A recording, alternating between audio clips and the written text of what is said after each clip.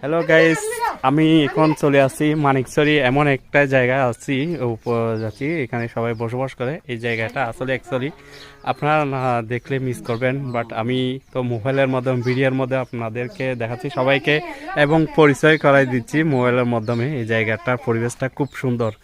এদের একদম সাদা মনের মানুষ, এদের মনে হিংসাবৃদ্ধি বলতে কিছু নাই। এ দেখেন, দিদি আপনি কি খাচ্ছেন যেটা একটু বলেন তো? হ্যাঁ, হুক্কা হুক্কা। এরা আমাদের আদিবাসীর মধ্যে এরা সবাই খেত। এটা হচ্ছে যে আমার একটা ভাবি, ওনাকে আমি ভাবি বলছি, উনি হচ্ছে আন্টি। আর ওটা হচ্ছে যে আপনাদের কিছুক্ষণ আগে ভিডিও করছিলাম যে এটা, এই দেখেন, এই আর কি। হ্যাঁ, ব্লকার। আচ্ছা, দেখেন দেখেন, না সমস্যা নাই, দেখালে সমস্যা হবে না। আপনাদের অনেক ভিডিও আমার কাছে আছে, এটা আর কি। এই জায়গাটা মাশাআল্লাহ অনেক সুন্দর, আমি সবসময় আসি এখানে, এটা আর কি। এই দেখেন পরিবেশটা কীরকম, আমাদের গ্রামের পরিবেশের মতো।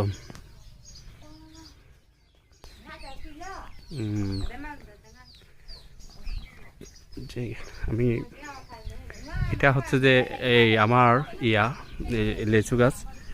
এই দেখেন এখানে প্রচুর পরিমাণে লেচু ধরছে এই জায়গাতে। এটা মানিকছড়ি একটা বরবিল নামে একটা জায়গা আছে, এই জায়গার মধ্যে আছি। এই আমার একটা বন্ধু এই আপনার বাগান নিয়েছিল, আম বাগান।